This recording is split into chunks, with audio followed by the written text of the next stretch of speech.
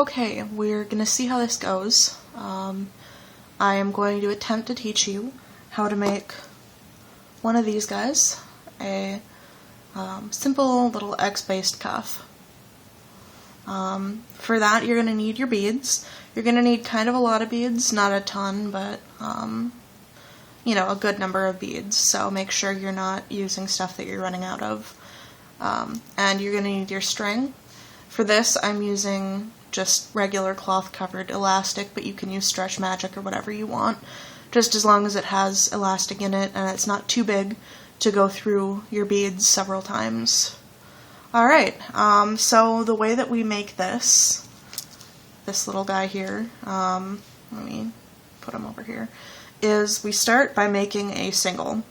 Now, this single is going to be like a little bit, you know, special, because what we're going to do is we're going to put two of one color. I'm going to use a different color for each part of this.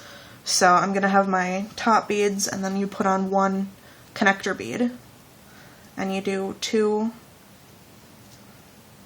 of your top beads, one connector bead. And just keep going until you make it as big around as you want it. Now, I'm going to do mine as 33 beads around. It has to be a multiple of 3, but my wrists are a little bit bigger, so I want to make mine a little larger. But standard is about 30 beads. You can make it bigger like I am, or if you have somebody that has super tiny wrists, you can make it smaller too. But you just keep going until you've got as many beads around as you want it.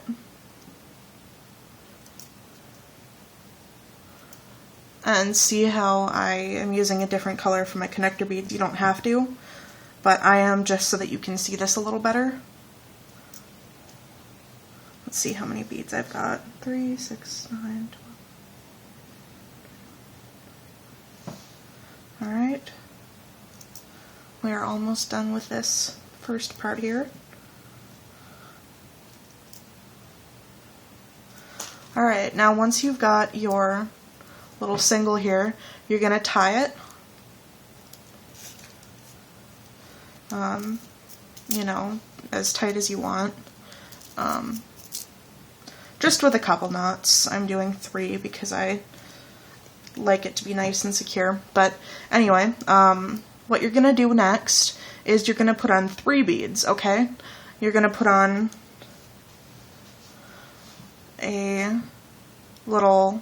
you're going to put on 1 bead, then you're going to put on your connector bead, and then you're going to put on 1 more of your little X beads.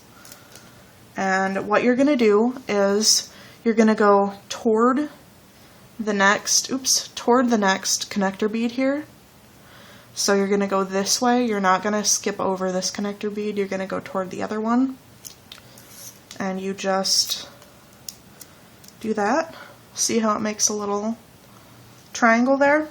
And you just keep doing that all the way around. I'm going to call the pink ones middle beads. So you put 1 of your X beads, then 1 of your middle beads, then 1 of your X beads. And you just keep doing that all the way around. Okay, so now we're at our last one for this row. We're going to put on our X bead, our middle bead, and our X bead. X bead. Now, when you go through this last connector, you're going to keep going through that X bead and through that next middle bead, okay?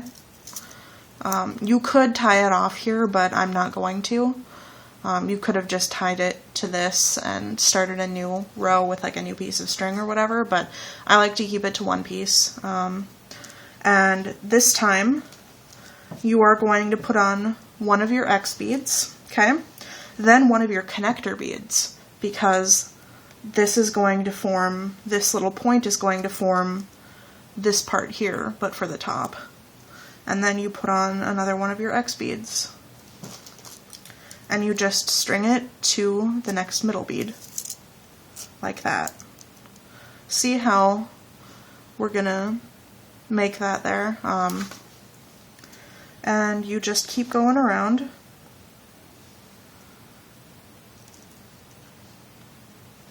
Just like that. Taking an X bead, a connector bead, and an X bead, and we're just making our little X like that. So just keep going around.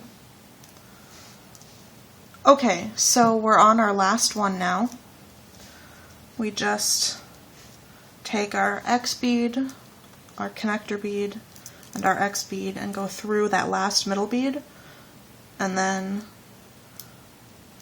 see, then like before, we go through the next bead, the X bead there, and we go through the connector bead.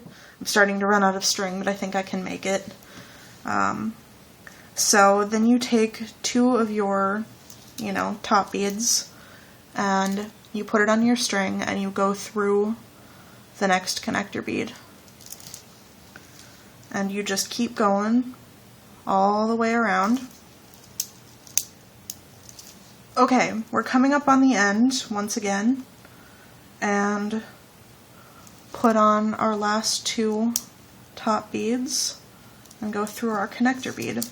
Now at this point you can either, loop the string through like that and tie it off like that, but what I like to do is I like to run these strings so that they meet up.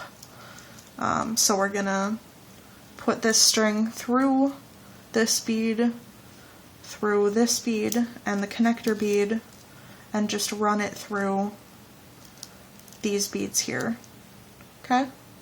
Again, you don't have to do this. This is just my preferred method of tying these off. Because it is pretty small, so it's not hard to wind the string back through to have it meet that first end there. And you just tie it off like you normally would. Otherwise, if you didn't want to do that, you would just go through there and, have the string go through the little loop. But I didn't have enough string to do that, to show you that properly. And just as many knots as you feel are necessary to keep it from coming apart. And then once you're done with that, you just snip off the ends. And at this point, I usually will turn it the other way so that the knot isn't as visible. If you're using Stretch Magic, it won't matter, but if you're using stuff that has cloth over it like I do, then you might have to do that. And then you've got your little X-base cuff. I hope this was informative. Thank you for watching, and I will see you next time.